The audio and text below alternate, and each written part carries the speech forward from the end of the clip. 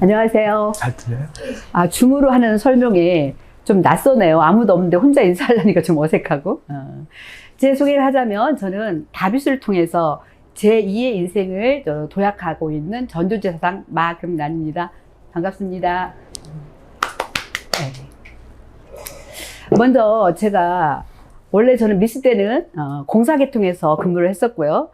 그리고 외국계 회사에서 부지점장으로 한 10년 근무하다가 지금은 같은 장소에서 영어 수학 학원을 제가 17년째 하고 있습니다. 그런데 이제 다비수를 만나서 제가 원래 영어를 먼저 했었는데 우리 늦둥이를 시키려고 보니까 이 파닉스가 너무 어려운 거예요. 조금 더 쉽게 할 수 있는 방법이 없나 고민하면서 전국을 뒤졌습니다. 근데 그러던 중에 다비수를 만났는데 처음엔 사실 영어를 전문으로 더 하다가 어느 순간 이 다비수가 아이들이 성장하는 걸 보니까 너무 기가 막힌 거예요. 그래서 제가 알고 한 것도 아니고 모르고 한 것도 아닌 코로나가 터지기 직전에 제가 다비수를 이렇게 방문 수업으로도 시작을 하게 되었었는데 이 코로나 이 어려운 시기에 다들 아시겠지만 모두를 반타작이 됐다고 했습니다. 그런데 저는 거의 10배의 성장을 이뤘습니다. 그래서 그러다가 근데 그런 것도 있더라고요. 선생님 한 10분 되니까 힘든 시기도 좀 있었고요. 그런데 지금은 또 본사에서 공부방 또 이렇게 센터 운영 이런 거까지 같이 할 수 있게 돼서 지금 준비를 하고 있고요. 다시 한번 심기일전해서 열심히 해보고 있습니다. 제 소개는 간단히 이렇게 마치고 먼저 우리 원장님들께서 지금 다비수를 직접 하고 계시는 분들도 계시고 그리고 또 신규로 알아보러 들어오신 분들도 계실 겁니다. 먼저 한번 여쭤보고 싶은 게 일을 선택할 때 어떤 기준으로 선택을 할까요? 저는 맨 처음 일을 선택할 때 기준이 저는 가치하고 비전이었습니다. 뭐 극단적인 예를 들어서 도둑도 직업은 직업이잖아요. 근데 그런 그 가치 있는 돈을 버는 거, 비전. 이걸 했는데 이제 나이가 먹다 보니까 여기에 시간이라는 게 좀 필요하더라고요. 내 시간을 내 마음대로 쓸 수 있게끔 하는 거. 그래서 가치와 비전과 시간을 확보를 하고 싶어서 다비수를 하게 되었는데 이 다비수를 하면서 저기서 본격적으로 실행이 되어져 가고 있습니다. 그럼 그게 이제 어떻게 실행되어져 가고 있는지 그것도 한번 말씀드릴 건데 그리고 이 하다 보니까 우리가 나이를 먹으면서 제가 나이를 먹다 보니까 주변에 퇴직하는 사람들이 좀 많아지고 있습니다. 그런데 보니까 공무원 정년퇴직 고위직을 했든 교사 퇴직들을 했든 또 은행 지점장 퇴직을 했든 다들 뭐냐 제2의 일을 찾더라고요. 그런데 저희 남편이 지금 고등학교 한 20몇 년 있다가 중학교 교장으로 퇴직을 한 2, 3개월 남겨두고 있거든요. 그런데 저희 남편은 학교에서 원래 잘했던 교사 관리, 전 좀 그게 좀 힘들었거든요. 교사 관리와 학부모 설명회 이런 걸 짱 잘해서 학교에서 정말 내노라 인정받은 교장 선생님이셨거든요. 근데 나와 저를 도와주기로 했어요. 근데 사실 나이 먹으면 퇴직을 하게 되면 빨리 늙더라고요. 특히 남자들은.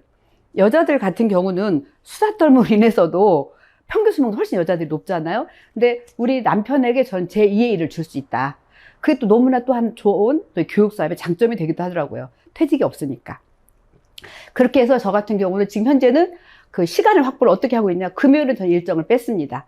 그 시간에 물론 저는 공 치는 걸 좋아하니까 공도 치기도 하고 때로는 상담을 하기도 하고 때로는 보강을 하기도 하고 때로는 토요일, 일요일 엮어서 여행을 가기도 합니다. 우리 선생님들이 들으면 조금 저기 할 수도 있겠지만 어찌됐든 저는 나중에 궁극적인 목표는 이틀 일하고 이틀 놀고 3일 쉬는 게 저희 남편과 저의 꿈인데 한 70 먹어서 그렇게 할 수 있다면 너무 멋진 일이 되지 않을까 싶습니다. 그래서 본격적으로 이제 제가 해드릴 수 있는 얘기, 다비수를 저보다 훨씬 잘하는 분들도 계시고 또 이제 알아보러 오시는 분들도 계실 텐데 저는 제가 한 거에 대한 얘기를 한번 해드리자면 저는 첫 번째 초6까지 중3 수학을 완성해보자. 이게 저의 하나 가장 큰 저희 목표인데요. 그게 물론 다비수나 오창영 그리고 교과를 통해서 만들어지고 있습니다. 이미 그렇게 많이 만들어 봤고요. 저희 누뚜이가 현재 고1인데 이렇게 해서 만들었더니 그것도 이제 교과는 나중에 자기주도 학습 형태 이거를 코칭형으로 가는데 그렇게 했더니 지금 근데 아주 빡센 학원을 지금 집어넣어놨는데 누구보다도 적응을 잘해주고 있더라고요. 엉덩이에 붙이고 앉아있는 힘, 생각하는 힘을 키워주려고 노력을 했었는데 그게 지금 조금 빛을 발하고 있어요. 이제 고1이니까 이제 시작인 거 아시죠?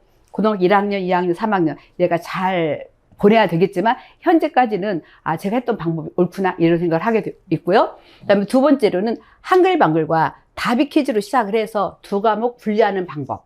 그리고 세 번째로는 리딩 앤서 구조화라는 걸 통해서 저희가 독도사랑 글짓기 대회에서 3년 동안 전라북도 50% 절반을 수상을 하고 있거든요. 그 부분에 대한 얘기를 드리도록 하겠습니다. 그리고 이제 마지막으로 질문 있으면 질문을 좀 받을 거고요. 먼저 그럼 이제 다비수를 어떻게 저희가 하느냐, 많은 분들이 알고 계실 텐데 약간 많은 원장님들 들어와 계시니까 약간 얘기가 애매한 건 있지만 그래도 어찌됐든 제가 상담하는 방식으로 한번 얘기를 해드려 보도록 하겠습니다. 또 신규 원장님도 계시기 때문에 저는 맨 먼저 엄마들한테 29라는 수를, 자, 우리 선생님이 한 분 계시는데, 선생님, 29에다가 100이 되려면 답이 얼마예요? 71이요. 71이죠. 자, 부대표님, 이거를 이렇게 계산할 때 어떻게 계산하죠, 이거를? 네, 자리수로 하죠. 어떻게 해요? 20과 70.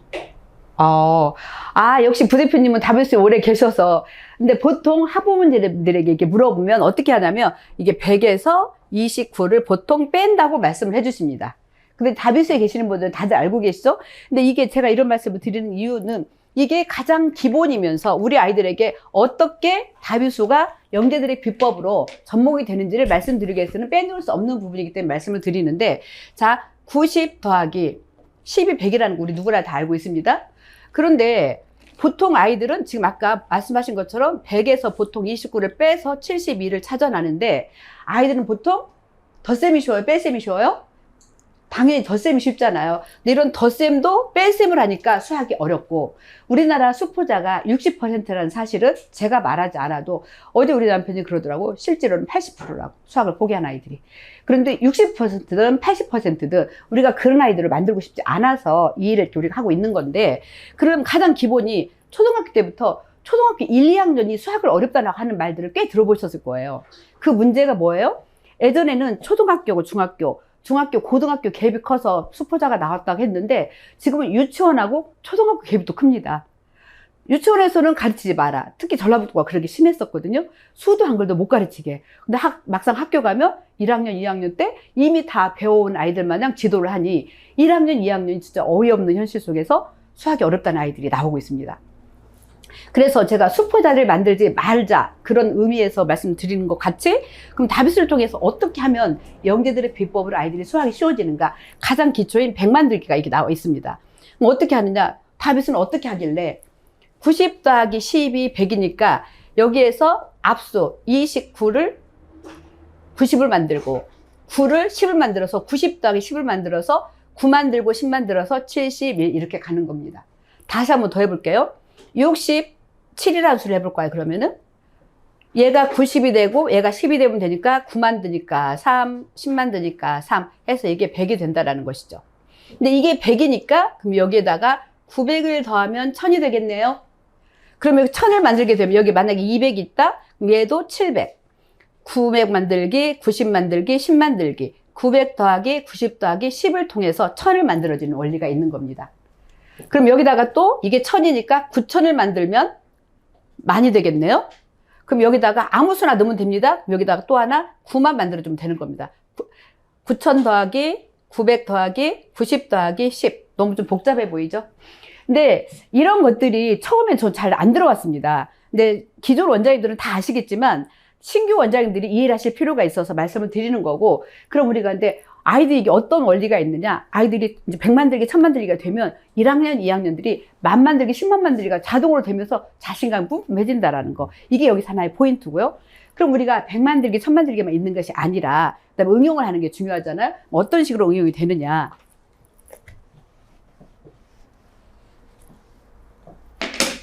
예를 들면 뭐 1548 더하기 1999 이런 수가 나오면 다비수를 안 한 아이들은 아휴, 뒷수가 크면 무조건 어렵다고 느끼고, 다비수를 만난 아이들은 아싸 합니다. 왜요?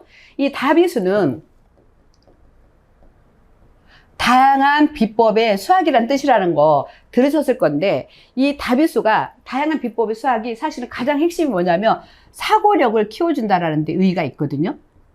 생각사자, 살필고자, 힘력자.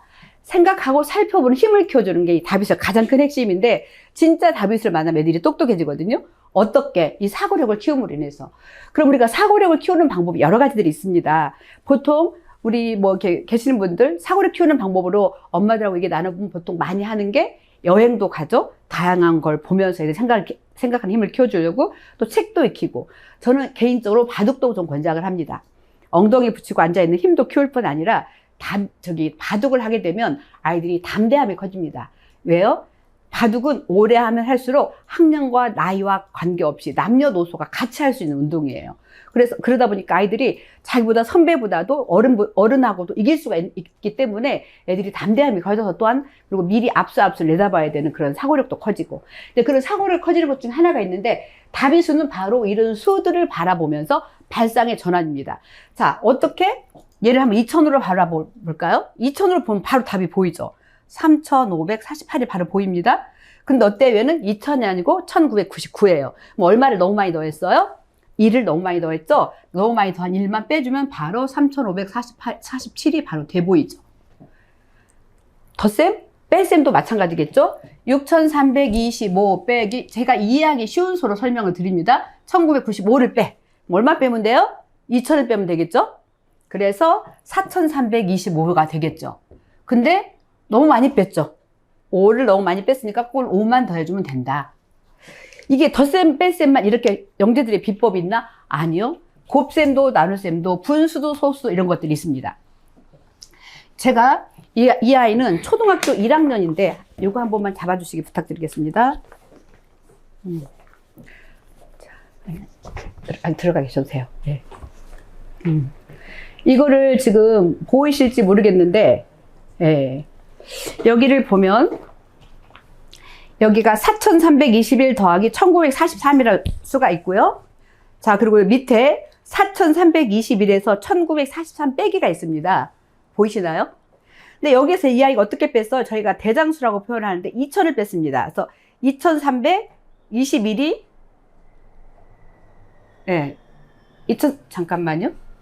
아, 이건 얘가 틀린 거네요. 여기 동그라미가 없네요. 하필 이걸 제가 예를 들었네요. 다른 걸 보여드릴게요. 여기 있는 걸로 보면 이 아이가 초등학교 1학년 아이가 한 거거든요. 이게 지금 제가 직접 가르친 아이인데 여기를 보면 3245에서 1777이라는 수를 뺍니다. 그럼 이걸 대장수 2000으로 봅니다. 저희가. 그러니까 1245가 남죠. 그런데 이게 1777이니까 1000 말고 777이 1000이 되는 수, 2000을 뺐으니까 너무 많이 뺀 수는 777을 1000 만드는 수, 9 만들고 9 만들고 10 만들어서 223 거꾸로 더해주면 됩니다. 그런데 이거를 네 자리도 두 자리 갈라버리면 더하기가 쉽게 됩니다. 이게 초등학교 1학년이 한 거예요. 여기 보시면 알겠지만 곱셈도 나눗셈도 네 자리 네 자리 나누기 두 자리까지 곱셈까지 여기 분수까지도 아이가 받아 먹는데요. 제가 이걸 보면서 이 아이를 가르칠 때 초등학교 1학년이 분수까지 받아 먹을 때 정말 어떤 희열이 올라오더라고요. 진짜 이 일에 대한 자부심, 이 아이들에게 꿈을 키워준다는 어떤 비전, 이게 정말 저희가 어떤 희열이 올라왔었는데 이런 아이가 있었어요. 우리나라 교육 현실이 문제가 공부를 못해도 외국의 아이들은 굉장히 자존감도 강하고 자신감도 막 넘치는 아이들이 많이 있잖아요.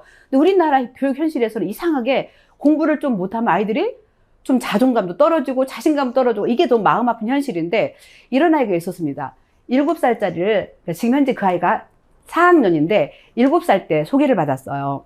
학교를 가야 되는데 이 아이가 약간 부족하대요. 그래서 학교 적응이 너무 어렵다고 소개를 해주셨어요. 그래서 지금 저희 홍보팀장님께서 직접 들어가 수업을 해주셨거든요.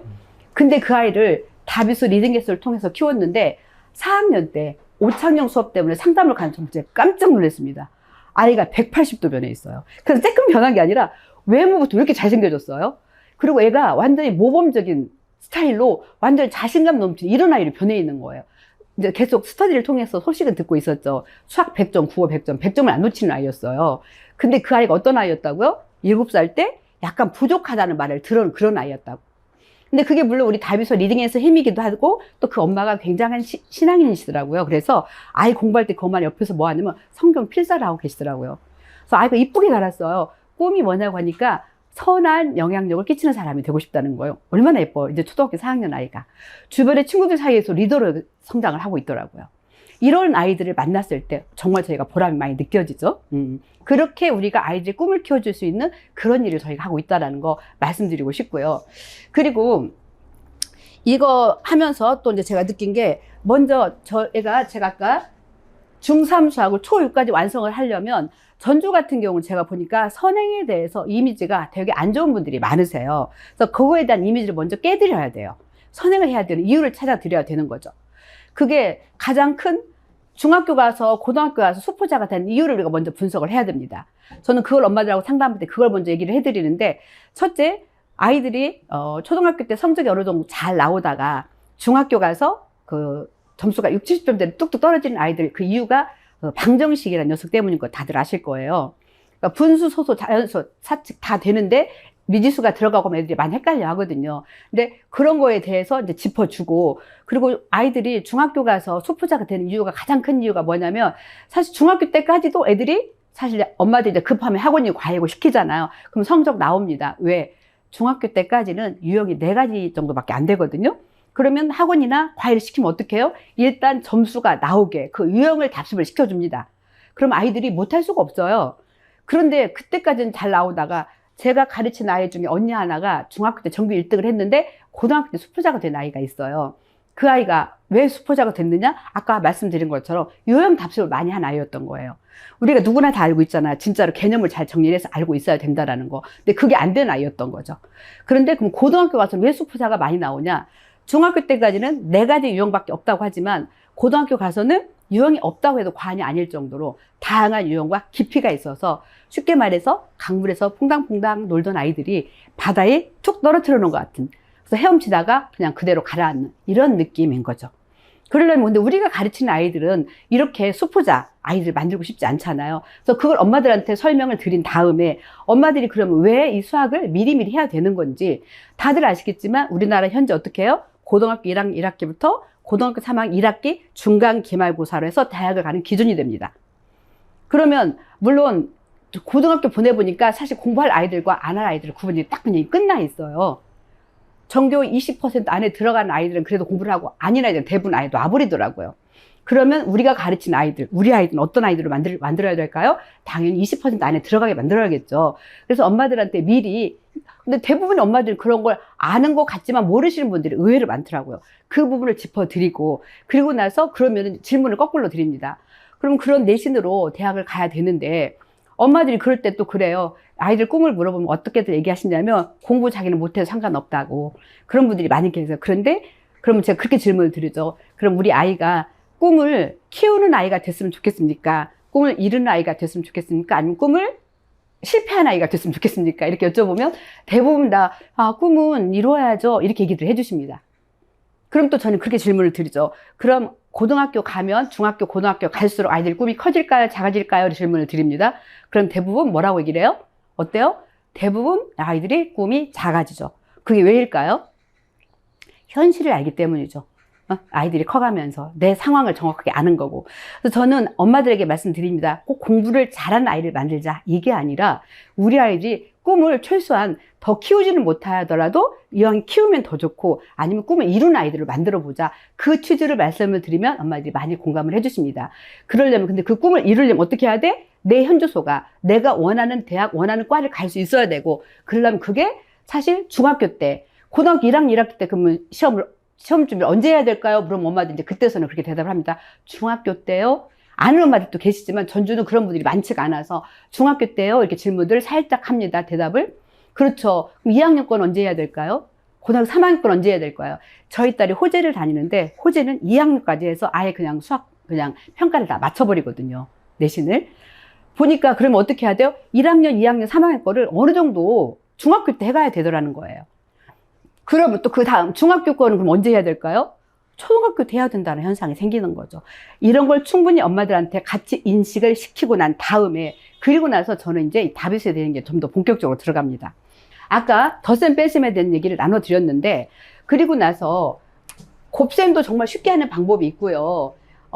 신규 원장님들 위해서 하나만 말씀을 드릴게요. 19 곱하기 13 하면 보통 찌르고 우리가 디스코를 추죠. 찌르는 걸로. 근데 다비스를 만난 아이들은 3분 만에 자 이렇게 읽어버립니다. 220에 27, 247 3초만 애들이 답이 나와버리거든요. 이게 결국은 아실 거예요. 19 곱하기 13의 의미를. 이거는 결국 이렇게 결국 분배죠. 10 곱하기 10 더하기 10 곱하기 3 더하기 9 곱하기 10 더하기 9 곱하기 3이라는 거를. 근데 여기에서 우리가 그걸 저희 남편도 모르더라고요. 저희 남편은 제 형을 좀 보자면 그래도 과학 선생님이에요. 그럼 수학을 기본 해야 되는 거잖아요. 근데 제가 이걸 물어봤어요. 3의 제곱 더하기 3의 제곱 더하기 3의 제곱 3번을 더하면 3의 세제곱 맞나요? 내가 이렇게 물어봤더니 사실 어젯밤에 제가 우리 원장님들께 이왕에 시간 내서 이렇게 들어오시는데 도움 드리려고 제가 한번 리허설을 한번 하면서 이렇게 질문했더니 틀린 것 같은데요? 이러더라고요. 아이고 당신이 과학 선생님 맞아? 제가 이렇게 농담을 했었는데 그럼 이건 맞을까요? 제가 물어봤어요. 3의 제곱 곱하기 3은 3의 세제곱 맞나요? 또 이건 맞다고 대답을 하더라고요. 당신도 그렇게 배웠기 때문에 그래. 곱하기 3의 의미가 우리가 보통 2 곱하기 2는 2를 2번 더해서 4라는 걸 누구나 다 압니다.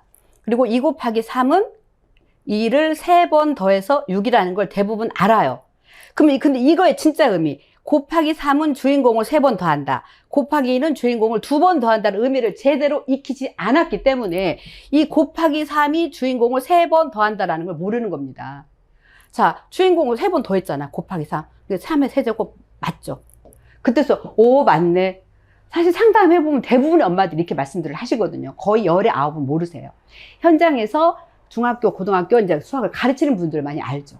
이런 말씀을 드린 이유가 이런 기본적인 원리를 모르는 아이들이 나중에 중3 제곱근에 대해서 아이들이 알기가 어렵다라는 거죠. 근데 그걸 그렇게 배우니까 아이들이 수학이 너무 어려운 거예요. 근데 다비수를 배운 아이들은 3년이면 1학년 시작하면 3년이면 이게 끝났는데 이런 것뿐만이 아니라 고등과정에 등차수열까지 애들이 척척 해내거든요. 왜? 그게 수에 대한 규칙이기 때문에요. 물론 고등과정 다 한다는 게 아니라 그 일부분 등차수열이 수의 규칙을 수를 갖고 노는 거기 때문에 애들이 할 줄 알거든요. 그 고등과외 한 선생님들이 깜짝 놀래요. 초등학교 아이들이 초등학교 3학 이런 걸 어떻게 하냐고. 근데 그런 아이들이 만들어집니다. 그렇게 그래서 이제 이거 설명을 드리기 위해서 여기를 말씀 먼저 드렸는데 여기에서 그럼 이게 12 10번 더한 거, 12 3번 더한 거, 12 9번 더한 거 22번이죠. 그래서 12 22번 더하기 이것이 빠져나고 27해서 220에 27, 247이 이게 나오게 되는 겁니다. 그래서 어떤 원리에 의한 비법을 아이들이 이제 그냥 3초 만에 타삭 나오게 만들어 버리는 거죠. 근데 이런 것들 여기 다비수에는 굉장히 이런 비법들이 많이 있습니다. 근데 이런 비법을 통해서 우리 아이들이 수학을 쉽게 하게 만드는 것이고 또 다비수와 또 오창령을 통해서 저는 이 중3 수학을 초등학교 때 완성을 하는데 예를 들어서 우리가 다들 어느 정도 알고 있어요. 1 나누기 2가 2분의 1 맞나요? 라고 질문하면 엄마들이 맞아요 라고 대답을 확실하게 하는 분들은 절반 정도 되더라고요. 예. 근데 여기서 이제 0.5라는 건 거의 다들 아시고 이게 50%라는 것도 아시고 이게 5할이라는 것도 아시고 이게 1대 2하고 맥락이 같다는 것도 다들 아실 겁니다. 근데 중요한 건 이걸 언제 알았냐라는 거예요. 언제 하셨을까요? 우리 부대표님 이거 언제 하셨을까요? 대부분 엄마들이 뭐라고 얘기를 해주시냐면 어떤 분들 어른이 돼서 알았다고 하는 분들도 계시고 그러니까 대부분은 근데 결국 다 배우고 나서라는 거는 다들 공통적인 사항입니다. 근데 저는 이런 말씀 왜 드리냐면 이거를 미리 안다면 애들이 얼마나 공부하기가 쉬울까요? 근데 제가 우리 남편한테 그런 말을 하는데 이걸 왜 아이들에게 이렇게 다 따로 가르쳐? 그럼 저희 남편이 한 번은 그러더라고. 이것뿐만이 아니라 다비수의 원리에 대해서 쉬운 방법들을 왜 학교에서는 사실 교과 과정에 여러 가지 그 방법들은 다 나와 있는데 익혀주질 않거든요. 그러니까 배우기만 하고 익히지 않으면 내 거가 아니잖아요. 그래서 얘기를 했더니 그렇게 얘기를 하더라고요. 선생님들이 무슨 힘이 있냐고. 커리큘럼들 할 뿐이지. 저는 그때 그랬습니다. 그럼 학교에서는 계속 그렇게 가르쳐. 그래야 나 같은 사교육업자들이 돈 벌지. 이게 농담하고 말았는데 좀 안타까운 현실을 말씀을 드리는 겁니다. 근데 이런 원리를 가르치면 어떤 아이가 나오느냐. 예를 들어서 여기가 0.125만 알려주면 제가 그런 아이가 있거든요. 제가 이것만 알려줘. 그럼 아이들이 쫙 다 써냅니다. 제가 이것만 빨간 글씨로 0.125 주면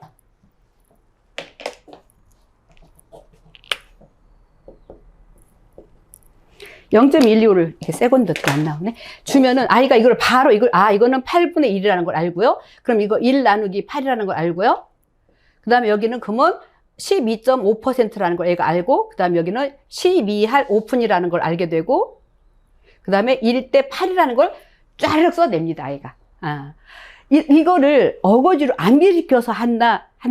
그럼 아이들이 오래 못 갑니다.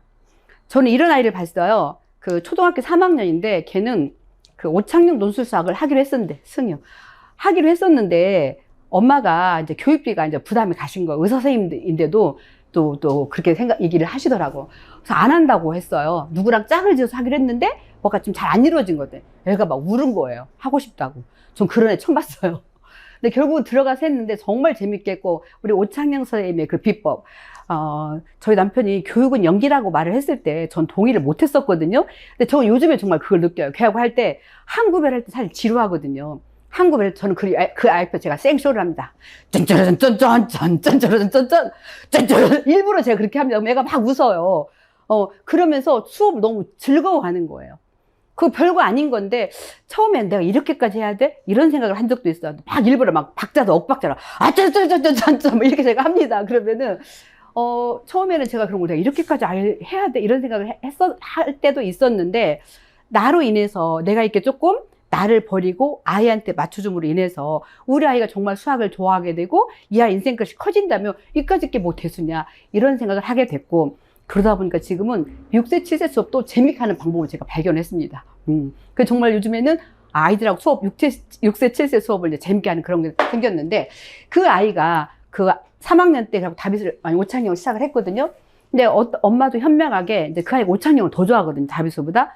근데 어떻게 해서 그게 더 좋아하게 됐느냐? 아이가 그런 거예요. 엄마 이게 정말 중학교 과정 맞아? 이렇게 물어본 거예요. 그래서 엄마가 아이를 데리고 서점을 간 거예요. 아시겠지만 중학교 1학년에 소가로 중가로 대가로 풀기가 나오잖아. 수영이 네가 하는 거 여기 있다. 정말 중학교 과정 맞네? 엄마가 확인을 시켜주신 거예요. 아이가 진짜로 더 자신감이 붙어가지고 나는 중학교 것도 할 수 있어? 이래가면서 해내고 있고요. 그래서 중요한 거는 우리가 아이들에게 어떤 방법으로 가르치느냐에 따라서 아이들이 이 수학의 지름길을 발견할 수도 있다. 저는 그걸 정말 경험으로 많이 터득을 해봤고요. 그리고 이제 이런 아이도 있습니다.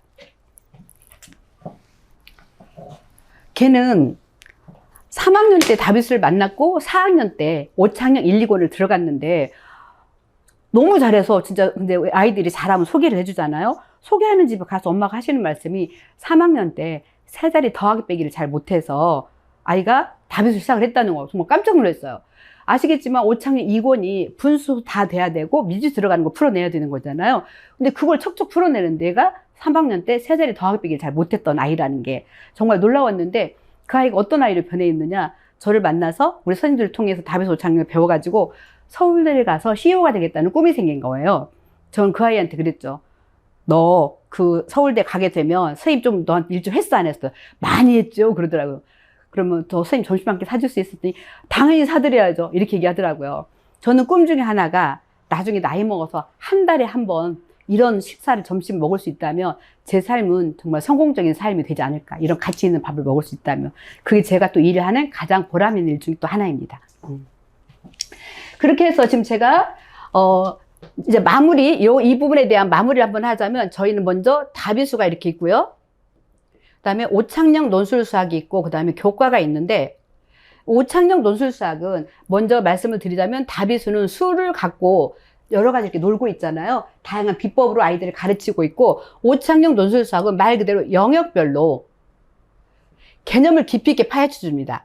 여기는 방정식, 분수, 서술형, 도형, 함수 이런 식으로 해서 우리 아이들이 어려워할 만한 개념을 미리 초등학교 2, 3학년, 3, 4학년 눈높이에 맞춰서 깊이 있게 파헤쳐 놓은 게 오창영 논술수학이잖아요. 그래서 이걸로 우리 아이들 키워내는데, 재작년에는 4학년들이 오창영 1, 2권을 했다면 작년에는 3학년들 4명이 1, 2권을 풀어낸 애들이 나왔습니다. 올해는 2학년짜리 들어갈 생각이고요. 근데 그거는 이것도 있습니다. 7세 때, 6세, 7세 아이들이 이제 들어와서 미리 접해서 그런 아이들도 생기고, 근데 작년에 1학년 때 시작한 아이들이 지금 올해 가을에는 들어갈 수 있는 아이들이 있습니다.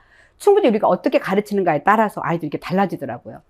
그렇게 해서, 그리고 나서 이제 교과는 어떻게 하냐면 저는 3학년 때부터는 보통 2과목으로 들어갑니다. 주 2회로. 그래서 다비수를 먼저 주 2회를 합니다. 그래서 언제까지? 자연수는 물론이고 분수, 소수, 개념을 알 때까지는 주 2회 다비수를 합니다. 그 상태에서 이제 분수수 개념을 알면 주 위례를 오창령으로 들어갑니다. 그렇게 하고 다배수가 다 끝나면, 그러니까 주 위에는 보통 계속 들어가는 거죠. 그리고 2학년이라고 해도 분수수 개념을 알면 1회씩 시작했다가 1회 추가해서 다비수가 들어갑니다. 지금 내일 5시에 초등학교 2학년 상담을 잡아놨거든요. 걔네들 이제 5창령 들어가려고. 그리고 이제 그런 식으로 저희가 진행을 하고 있고, 그러니까 다비수 1회씩 하다가 2회로 늘리는 방법도 있고, 한 3학년부터는 아예 주 2회를 권유를 아예 드립니다. 그렇게 해서 다비수로 쭉 하다가 주 2회를 하다가, 그 다음에 자연수 사칙 다 끝나고 분수수 개념을 좀 알면 한 번은 이제 5창령으로 바꾸는 겁니다. 그렇게 해서 이제 다비수가 완전히 끝난다. 1에서 3단계가 다 끝나면 이제 그때는 이제 교과하고 5창령으로 해서 들어갑니다. 현재 지금 4학년짜리가 걔는 주 2회도 안 했어요. 주 1회만 했어요. 지금 현재 4학년 때 걔는 7살 때부터 시작을 해가지고, 그리고 한 3년 그렇게 하다가 지금 4학년, 3학년 후반에 주 2회로 5창령이 들어갔어요. 그리고 다비수가 끝나고 지금 교과를 들어가는데 4학년 걸 2달 만에 끝내버리더라고요. 5학년 것도 2-3달이면 끝날 것이고, 그리고 6학년 것도 올 1년 안에 4, 5, 6학년 3년 거 교과 과정이 다 끝납니다. 이게 왜 가능해요? 다비수를 통해서 중1 뭐 분배지 합차니까지 연산이 다 끝나 있잖아요. 초등학교 6학년 연산 다 끝나 있고. 그리고 또한 5창령을 통해서 어려운 개념을 이미 다 숙지를 하고 있잖아요. 방정식, 분수. 아까 나누기는 분수고 소수고 퍼센트고 할분율. 이런 거 이미 다 끝나 있고. 그 다음에 도형이라든가 서술형, 함수까지 이미 다 끝나 있는 과정에서 하고 있기 때문에 중학교 1학년에 필요한 어려운 개념들을 이미 어느 정도 얘네들 다 하고 있단 말이에요. 그렇게 해서 1년 동안 4, 5, 6학년 거가 끝나고 5학년, 6학년 2년 동안 중학교 3학년 과정을 마스터를 해서 보내는 이런 체계로 가고 있습니다. 저희 늦둥이도 그렇게 했었고요. 제가 늦둥이 1학년 때 다비수를 만났거든요. 그러니까 지금 고1이니까 딱 10년 됐네요. 근데 6학년 때 그때 마침 코로나가 더 학교를 안 가는 시기가 있었어요. 그래서 전 2시간씩 매일 이 아이를 수학을 시켰어요. 중상 과정을 3바퀴를 돌려서 보냈거든요. 다비수 5창령 한 다음에. 근데 그랬더니 어떤 현상이 오르냐. 중1 때는 아예 공부를 안 하려고 하더라고. 너무 질린 거예요. 근데 그때 저는 사실 그런 거 알고 있었거든요. 저희 늦둥이뿐만이 아니라 중학교 가면 애들 사춘기가 누구나 다 옵니다. 아무리 순한 아이들도. 저는 우리 늦둥이한테 아예 그렇게 얘기를 했어요. 수빈아, 너가 사춘기가 와서 공부하기 싫은 거 엄마가 인정할게. 올 1년 너를 봐줄게. 근데 너무 아까우니까 이제 잊어버리면 안 되니까 고등과정 몇 문제씩만 현상 유지한 정도만 하자. 이렇게 정말 1년을 좀 기다려줬습니다. 그 대신에 너 내년부터 열심히 해야지. 그랬더니 우리 아이가 그러더라고요. 엄마, 나 양아치는 아니야. 나도 공부한 거 아까워서라도 해야지 하면서 2학년부터 조금씩 하고, 그다음에 3학년 때 시험 공부 좀 하고, 본격적으로 한 건 올 1월부터 좀 본격적으로 했는데, 이번에 중간고사가 뭐 완전 마음에 쏙 들진 않지만 괜찮게 나오더라고요. 얘가 공부를 처음으로 이렇게 열심히 해본 거거든요. 근데 저는 어떤 준비를 했냐면, 결국 고등학교 가서 성적 잘 나오는 방법, 요거에 대해서 베이직을 쌓아가는 거, 그걸 먼저 했었거든요. 그래서 언니를 제가 중학교 2학년 11월에 전교 184등짜리 아이를 한의대를 보낸다고 제가 집으로 들어가서 다들 저한테 미쳤다고 했죠. 전교 184등짜리 무슨 의대를 보낸다고. 근데 저는 약간 도안이면 뭐예요? 한번 기다심 밀어붙여버리거든요. 근데 물론 그 전에 충분히 가능성은 보고 갔죠. 원래 초등학교 때 공부를 좀 잘했었는데 중학교 때 좀 사춘기가 와서 공부를 아예 안 한 거죠. 근데 그러다 보니까 암기 과목이 전혀 점수가 안 나오니까 그때는 등수가 다 나오던 시절이어서 제가 맨 먼저 들어가서 한 게 그때는 이런 것도 없었고 난이도 있는 문제 사다가 처음에 학원이고 과외고 다 끊었어요. 왜? 보니까 특히 수학이 결정한다는 거 아시잖아요.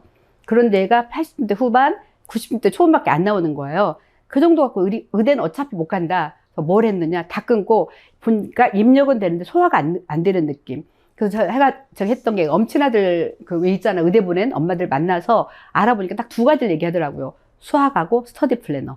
이 2가지를 갖고 제가 직접 케어를 시작을 했습니다. 그래서 어려운 문제, 자기주도학습 결국 문제 해결력이 가장 중요하잖아요. 그래서 문제지 어려운 거 사다가 풀어봐. 틀린 거 채점해주고 틀린 거 정답 문제풀이 보고 다시 풀어. 문제풀이 보고 다시 풀어. 이런 형태로 갖고 그래서 반 3등으로 졸업을 했고 그때만 해도 정시로 30몇 %를 뽑았거든요. 우리 딸이 운이 좋았죠. 지금 한의사가 돼 있습니다. 박수 안 쳐주시나요? 줌으로 하니까. 제가 이런 말씀 왜 드리냐면 제 자랑하려고 드리는 게 아니라 부모들의 가이드, 우리 원장님들의 가이드가 우리 아이들 인생 그릇을 달라지게 할 수 있다는 그런 차원으로 말씀을 드린 겁니다. 그래서 다비수를 통해서 그다음에 5창령 노술 수학을 통해서 그다음에 교과로 넘어가는데 이 교과를 저는 어떻게 하느냐 자기주도학습 코칭형으로 합니다. 무슨 말이냐면 어린 아이들이기 때문에 자기주도 학습을 다 못합니다. 그래서 먼저 동영상을 보고 개념 정리하게 하고 문제풀이를 아이가 먼저 하게 합니다. 선생님들이 먼저 가르쳐 주는 게 아니라 이게 어떤 차이가 있을까요? 저는 단 30%, 50%라도 아이가 스스로 찾아내기를 바라는 겁니다. 우리 다비스에서도 뭘 해주려고 노력을 해요? 우리 아이들이 사고력을 키워주기 위해 노력을 하잖아요. 진짜 애들이 똑똑해지잖아요. 그런 것처럼 이 교과에서 저는 그거를 응용을 해서 아이들이 먼저 생각하는 힘을 키워주려고 그렇게 합니다. 그 다음에 아이들 진도를 못 빼거든요. 그래서 진도를 뺄 수 있게끔 선생님이 가서 개념에 대한 이해 확실하게 짚어드리고 그리고 나서 문제풀이 어려워하는 거 같이 좀 도와주고 이렇게 진도를 빼줍니다. 그렇게 하면 저는 차원이 다른 결과가 올 거라고 확신하고 있고, 그리고 아까 그 3학년 때 세 자리 덧셈빼서 못 해가지고, 다비스를 만났다는 그 친구가 서울대 CEO가 되겠다는 친구가 현재 지금 중학교 1학년인데, 그 아이가 전 과목에서 몇 개 안 틀리는 친구가 돼 있거든요. 사실 초등학교 3학년 때 세 자리 덧셈빼서 못 하는데, 만약에 저기 다비스나 리딩에스를 안 만났다. 그 아이는 지금 어떤 모습으로 있을까요? 상상하기 뭐 뻔하죠, 어떻게 보면. 근데 다비스나 오창영은 또는 리딩에서는 우리 아이들에게 진짜 인생 끝을 키워주고 꿈을 키워준다. 그 말씀을 드리려고 이렇게 말씀을 드리게 된 겁니다.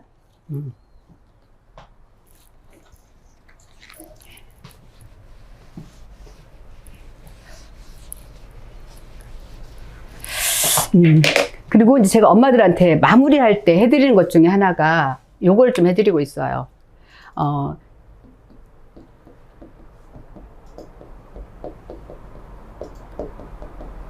제가 원래 글씨를 잘 쓰기도 하는데 성격이 급한 관계로 글씨를 이렇게 쓰고 있는데, 이런 문제가 나오면 보통 문제를 어떻게 풀까요? 대부분 이렇게 하더라고요. 0.3초라고 5천 이걸 없애서 375 곱하기 4분의 1 932 이런 식으로든 달라지기도 합니다. 십진문수는 배웠으니까.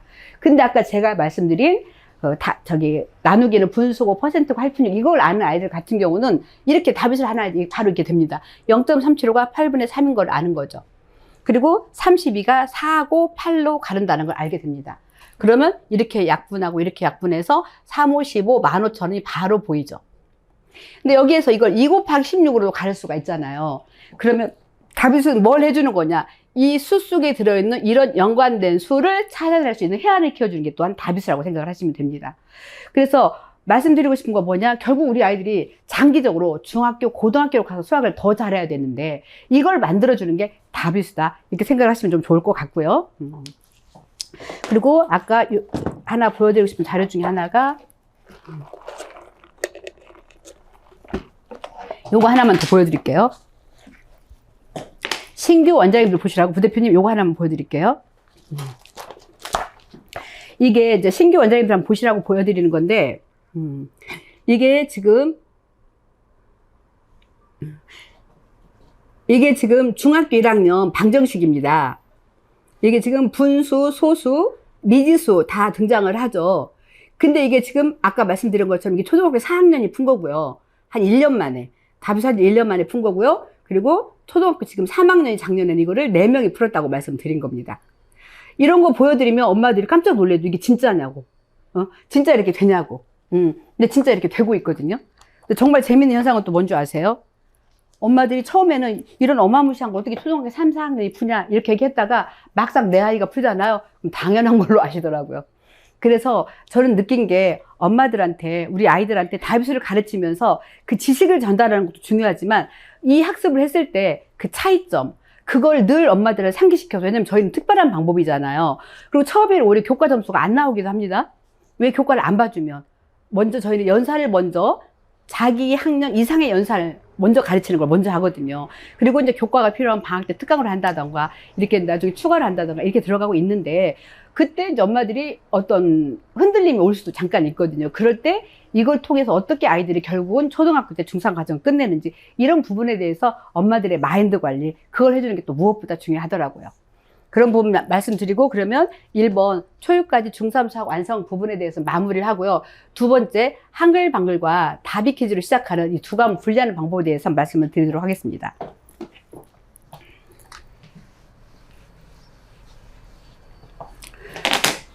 부대표님 잠깐 제가 하는 거 같이 좀 따라 해주세요. 우리가 보통 이게 기억이잖아요. 저희가 그러니까 다비수하고 한글방글을 같이 1시간으로 해서 30분, 30분 하기도 하고 40분, 20분 하기도 하거든요. 네. 근데 제가 한글 수업을 해보니까 진짜 기가 막히게 만들어져 있어요. 네. 자, 기억은 그네 그. 자, 그네 그. 그네 그로 우리가 가르칩니다. 음. 자, 니은은 느티나무 느. 느티나무드. 네, 느티나무 느로 가르칩니다. 카드가 이렇게 다 있어요. 드는 디귿은 드럼통의 드. 드럼통의 드. 네. 다 같이 다시 한번 해볼게요. 그. 기억은 그네 그. 그네 그. 니은은 느티나무 느. 느티나무드. 디귿은 드럼통의 드. 드럼통의 드. 네. 우리 자음이 몇 개예요? 14개입니다. 이런 식으로 다음 14개를 가르칩니다. 그다음에 모음은 우리가 10개예요. 진짜 우리 한글이 24개. 세계적으로 K 언어라고 이렇게 나갈 수 있는 이유가 정말 너무 쉽게 만들어져 있어요. 자, 그래서 이게 해볼게요. 아는 아버지의 아. 아버지의 아. 자, 어는 어머니의 어. 이게 다 카드가 있어요. 아이들하고 수업할 때는. 그 다음에 오는 오리의 오. 우는 우산의 우. 이런 식으로 우리가 자음과 모음 24개밖에 안 돼요. 이걸 가르치고 결합을 시키는 거예요. 같이 해볼게. 그네 그. 그네 그. 느티나무 드. 느티나무드. 드럼통의 드. 드럼통의 드. 아버지의 아. 아버지의 아. 어머니의 어. 어머니의 어. 오리의 오. 오리의 오. 이렇게 충분히 다 익혔다고 생각을 하고, 네. 자, 그러면은 그 아. 여기 써볼게요. 그 아, 그 아, 가. 그아 그아 가. 자, 느아, 느아, 나. 느아, 느아, 나. 제가 우리 남편한테 따라 해보라고 했어요, 어제. 네. 그 다음에 자, 드아, 드아만 했었더니 다 하더라고요. 아, 근데 읽었나? 그러고 보니까. 이게, 그 다음에 르아, 르아라. 느아 느아라. 자, 그 다음에 그 오, 고. 그 오, 고. 그 오, 고. 예. 그 다음에 그 우, 구. 구. 예. 우산의 우, 저기, 그네, 그 해서 구. 이런 식으로. 근데 애들이 이렇게 해주잖아요. 그럼 잘 따라 하거든요. 네. 그래서 이제 문제가 뭐냐면 우리 아이들이 보통 통글자로 애들이 단어를 배운 아이들이 많아요, 요즘에는. 근데 어떤 현상이 오냐. 예를 들어, 무릎에 무는 읽는데, 무등산의 무는 못 읽는 거예요. 예를 들자면. 똑같은 무자인데.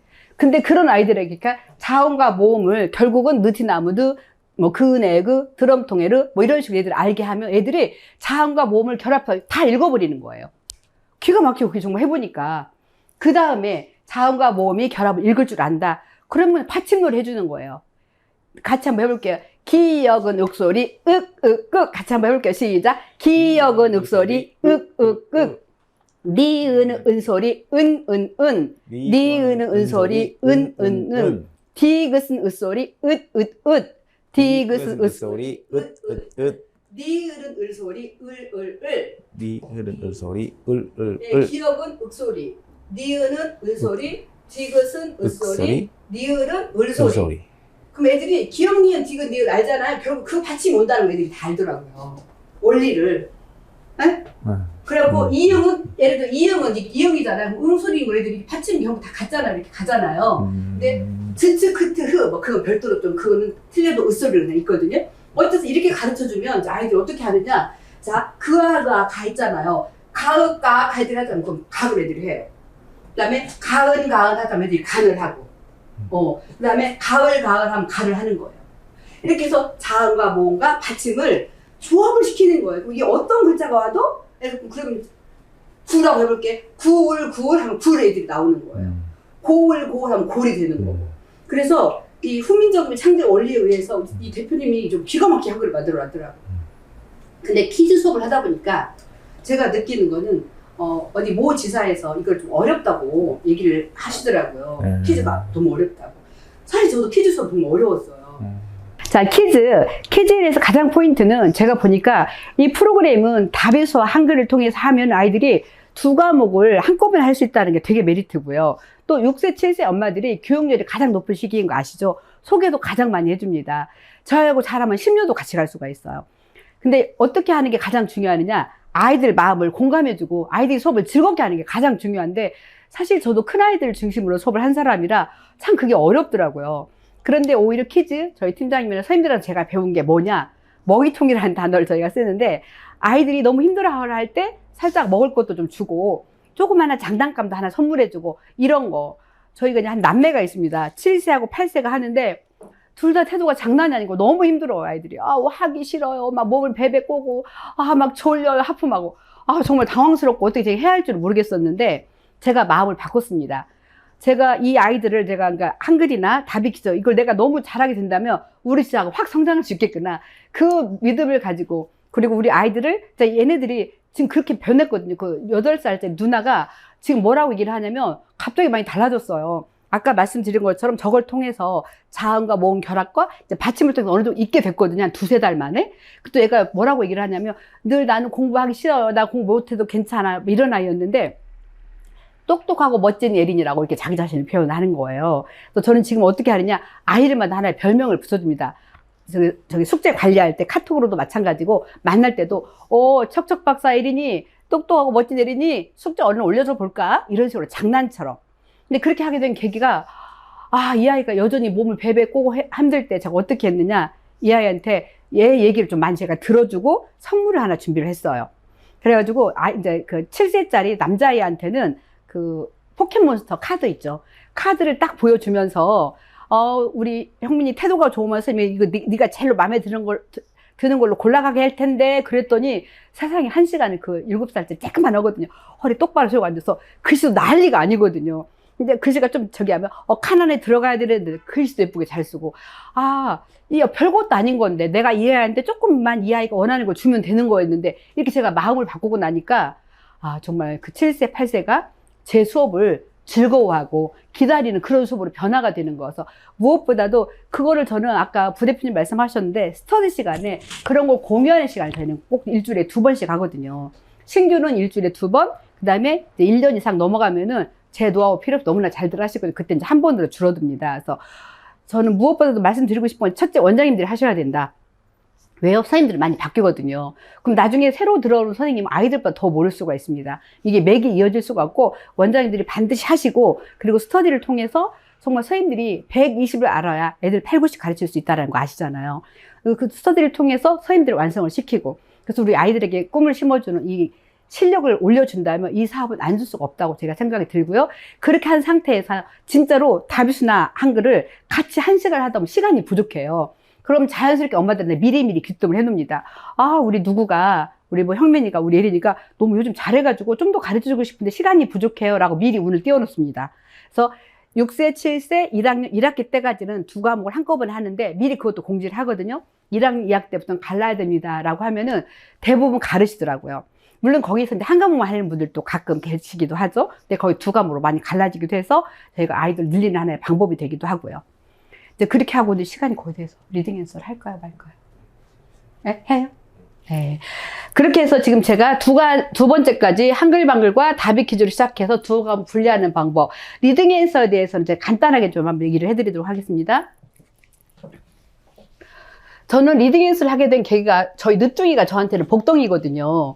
생각지도 않게 선물처럼 받은 아이인데 어느 날 초등학교 4학년 때 제가 이렇게 바쁘게 일을 하고 다니다 보니까 얘가 초등학교 1, 2학년 글밥밖에 안 읽는 거예요. 근데 우리 큰딸이 우리 수빈이한테 수빈아 언니는 네 나이 때 해리포터를 읽었다. 이 말을 정말 듣는 데가 뒤통수에 탁 맞는 느낌이었어요. 다른 집 아이들 잘 키우느라고 내 자식을 놓치는 이 기분. 그래서 그때 제가 바로 리딩 앤서가 좋은 건 알고 있었지만 다비수에 빠져서 하나만이라 잘하자 이런 마음으로 리딩 앤서를 안 드리고 있었는데 바로 리딩 앤서를 접목을 해서 선생님 뽑고 우리 늦둥이부터 가르쳤거든요. 그랬더니 이 아이가 진짜 책을 정말 이만 두꺼운 것도 읽게 되고 다양하게 읽게 되고 그렇게 됐는데 그게 어떻게 이제 그렇게 되는 건지 그걸 좀 말씀을 드리도록 할게요. 먼저 저는 리딩에서 다비수가 입에 붙었어요. 리딩에서 가장 큰 핵심 저는 구조라고 생각을 합니다. 구조화. 물론 문해력, 뭐 또 핵심 찾기 이런 거 어디나 다 있으니까요. 우리 리딩에서 가장 큰 특징이 구조화인데 먼저 이렇게 교재에 이런 지문들이 이렇게 있잖아요. 근데 이 지문들을 읽고 우리 원장님들이 알고 계시는 핵심 요약 정리가 결국 지금 구조화라고 하잖아요. 이거를 하는 것이 방법이 있더라는 거죠. 처음에 모든 아이들이 다 잘할 수는 없어. 이런 지문을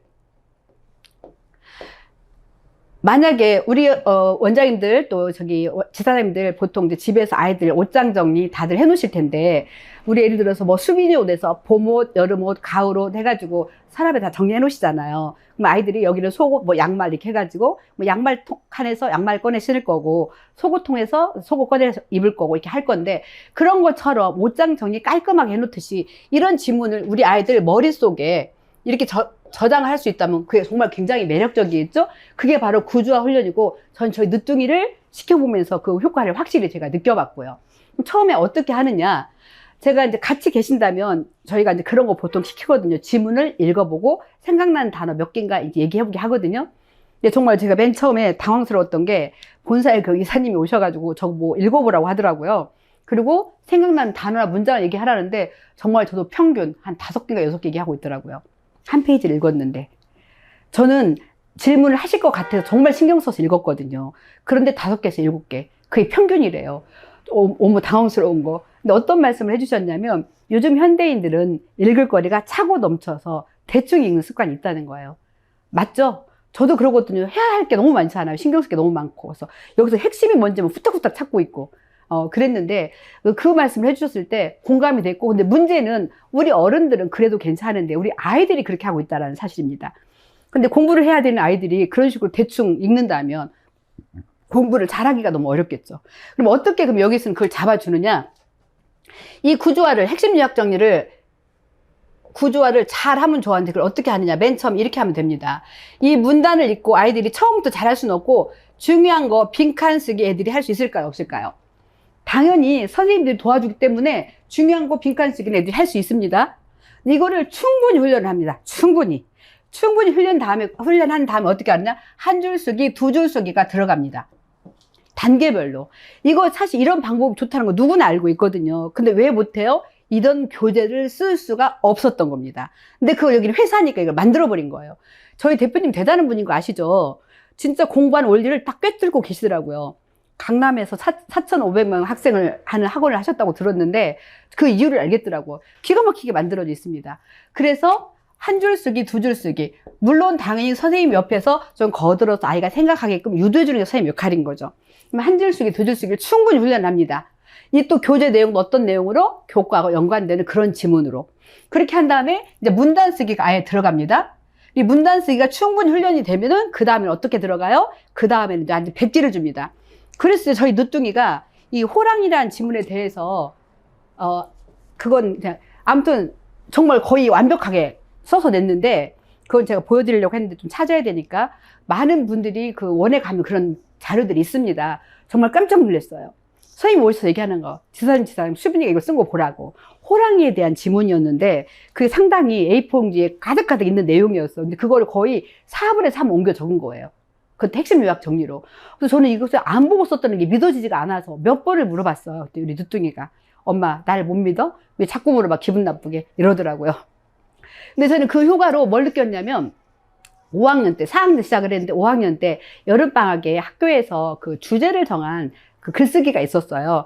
보통 아이들이 그걸 허접하게 씁니다. 그런데 우리 늦둥이가 제법 서론과 본론과 결론으로 해서 자기 주장까지 써서 낸 걸 보면서 와 이게 정말 효과가 있구나 그걸 느꼈고요. 그렇게 해서 이게 지금 여기 이제 이 지문을 읽고 여기에 구조화를 이게 지금 모방적인 글쓰기가 되더라는 거예요. 이 모방적인 글쓰기를 통해서 저희가 독도사랑 글짓기 대회라고 다들 들어서 알고 계실 거예요. 거기에 저희가 해년마다 아이들 내보내는데 3년 동안 전라북도에서 6명이 수상을 하는데 저희 아이들이 3명씩 상을 탔습니다. 창의적인 글쓰기가 결국은 연결이 되더라. 지금 그 말씀을 드리는 거예요. 그리고 이게 이제 과학에 대한 지문이다? 그럼 과학이. 사회에 대한 지문이다? 사회에 대한 과목이 정리가 된다라는 거죠. 저는 중3 때 저희 늦둥이를 제가 직접 케어를 해서 암기 과목 같은 경우는 제가 질문요법으로 해서 하거든요. 근데 정말 깜짝 놀라게 애가 잘 외웁니다. 훈련이 잘 되어 있다라는 거죠. 그래서 이렇게 해서 구조화를 통해서 리딩 앤서를 통해서 그러니까 저는 이렇게 해보니까 리딩 앤서를 같이 했으면 좋겠다고 생각하는 이유가 어디 있냐면요. 사실 다비수가 엄마들한테 훨씬 효과가 바로바로 보이니까 좋습니다. 근데 다비수를 통해서 저희 회사에 대한 인식이 좋아져요. 첫째. 그러면 리딩 앤서에 대해서도 인식이 좋아지더라고요. 그래서 같이 하는 아이들이 한 60, 70%는 되는 것 같거든요. 그리고 리딩 앤서를 또 하면 거기에 대한 이미지가 좋아서 또 다비수가 들어가기도 하고요. 서로 보완적인 역할을 해서, 그리고 결국 우리가 이 일을 하는 이유는 아까도 말씀드렸다시피 우리가 물론 우리의 비전도 찾지만 가치 있게 우리 아이들을 정말 잘 만들어서 애들이 원하는 꿈을 이루게 만들어주고 싶잖아요. 그럼 결국 구영수가 다 잘해야 되는 거니까 리딩 연습을 꼭 같이 했으면 전 좋겠다, 이런 생각을 가지고 있는 사람이고요. 이제 마무리를 하자면 저는 이제 그런 생각이 듭니다. 우리가 누구나 한번 태어나면 다 살다가 가죠. 근데 지금 100세 시대가 됐어요. 이 100세 시대에 나한테도 좋고 또 우리 아이들한테 선한 영향력도 끼치면서 하는 이 다비스 리딩에서 저는 너무 만나서 감사하고요. 본사에도 감사하고 이렇게 여러 가지 또 애써주시는 우리 본사 임직원분들에 너무 감사드리고, 이 다비스가 리딩앤서가 오창년 꾸준히 우리하고 함께해서 아이들 꿈을 키워주는 일을 저는 계속해서 할 생각이고, 또 알아보시는 분들도 본인들의 인생의 업그레이드, 꿈을 키울 수 있는 일이기도 하니까 꼭 같이 해서 해봤으면 좋겠습니다. 전 이상으로 마무리하겠습니다. 네, 감사합니다. Q&A 하나 할게요. 네네. 저기 저 써드렸는데 이거 조금만. 아, 신규 학생 홍보 방법이요. 작년 이맘때 울산 지사님 저한테 왔다 가신 경우가 있었는데, 그때 저한테 6세 수업을 어떻게 하냐고 물어보셨어요. 그때 원장님 한 명만 해보세요. 그랬는데 지금 그분은 인스타그램으로 2만 명의 팔로워들이 있고 엄청 잘 하고 계시더라고요. 너무 감사하고, 아, 어떤 영향을 미쳤겠구나 하는데, 지금 제가 그분을 통해서 인스타그램을 도전을 해볼 생각이고요. 지금 현재는 어떻게 하고 있냐면, 저희는 학교 앞에 저희 팀장님들하고 같이 해서 홍보를 나갑니다. 그리고 선생님들 전체하고 해서는 3개월에 한 번씩 전체 회의하면서 선생님들과 같이 학교 홍보를 나가요. 그래서 그러면은 거기에서 전달을 통해서 무료 체험을 쿠폰을 같이 나눠주거든요. 그럼 무료 체험 연결이 되더라고요. 아직도 학교 홍보도 아직 살아 있습니다. 거기에서 통해서 무료 체험을 통하고 상담을 통해서 이끌어내는 방법, 그리고 무엇보다 좋은 거는 기존 엄마들을 통해서 과목도 늘리고 동생도 소개받고, 이게 가장 좋은 방법이더라고요. 그래서 스터디 시간에 어떻게 하냐, 근데 그걸 이끌어내야지 알아서만 하진 않거든요. 그러니까 선생님들 스터디 시간에 교육을 통해서 선생님들이 어떻게 하면 이 다비스가 우리 아이들 인생 그릇을 커지는 데 도움을 주는지 그 피드백 할 때 저는 비전, 아이들 교육에 대한 비전을 잘 설명드리라고 교육을 하고 있거든요. 그래서 그 비전 설명 잘하게 하는 거, 그리고 카톡 관리를 통해서 아이들 실력을 성장시키는 거, 이런 것들이 가장 초석이 되어서 소개가 나오지 않나 싶습니다. 예. 질문이 없네요. 네. 그럼 여기서 제가 강의를 너무 잘했나 봅니다. 질문이 없는 거 보니까. 네. 네, 마무리하겠습니다. 감사합니다. 네.